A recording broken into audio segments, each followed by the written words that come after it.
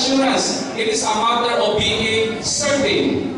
Certain. Meaning, ang pasabutan ni Misoon nga, we have not been saved with ambiguity or uncertainty. Uncertain, meaning dili ka sure. You are doubting. Nagduha-duha ka. So mga brothers and sisters, nag-doubt mo sa inyong salvation? Okay, sige. Kinsa kaya ang isa ka mo? Are you saved? Isa ka mo, are you saved? Sige, isa ka mo din. Are you saved? Ano ba? Morag saved, morag wala. Or mo isa ka, are you saved? Sige. So Lord, sure? Sure ka na ba? Sure ka na ba? Na-save na ka? Makasala pa mga rin ka, brothers? Makasala pa mga sister? Are you sure na-save na ka? Sige. Okay. Doon tayo usa sa mga School of Theology. School of Theology. Kung sa inyo na nag-teach na salvation daw, itawag kini o conditional. O na nag-teach ani na ang naluwasan is siya kung hindi na ka mag-careful sa imong salvation, basin ma-lost, mawala. O ito mo mali? Pero siya, this morning, pwede ka ka-save. Paggabi ka na kay nightlife. So ka na kay nightlife. So, you lost your salvation. Dahil siya kung ani. Dahil ka naka-repent, paggabi, pagkabuntag. Na-save na po ka. Agawin niya kang sulisuro na po sa kalibutan, nalalaan na po ka. Na-lost na po ang imong salvation. So, dahil hindi na teaching.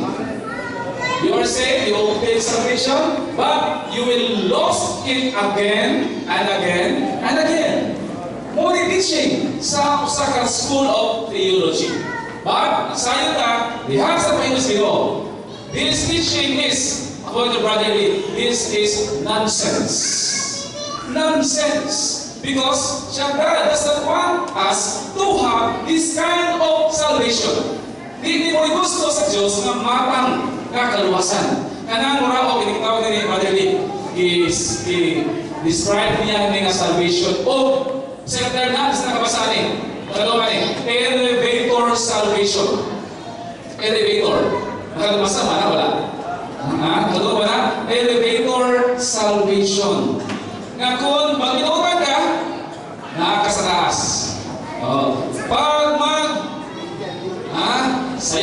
sayo, makasalat ka, nakailang mga wrongdoings, automatic, hinaho.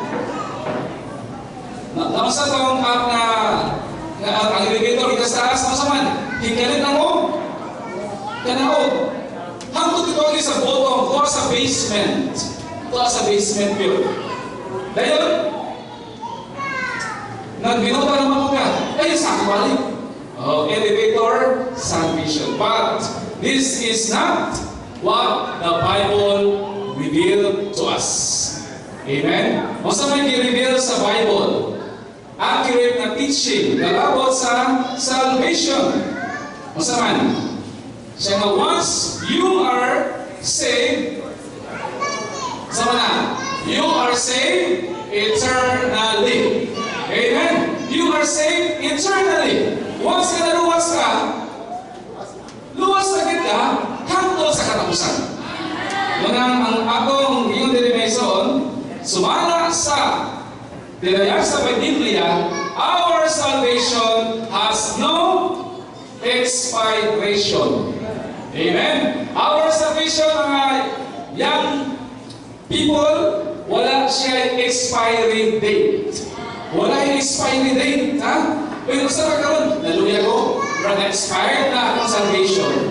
Naluya naman ko. Hindi ako ganahan mo dito, wala, mahantod ko kayo suon. Na-expired naman tingalin ako ang salvation. Well, o sige sa Bible, my son, once you are saved eternally. Amen?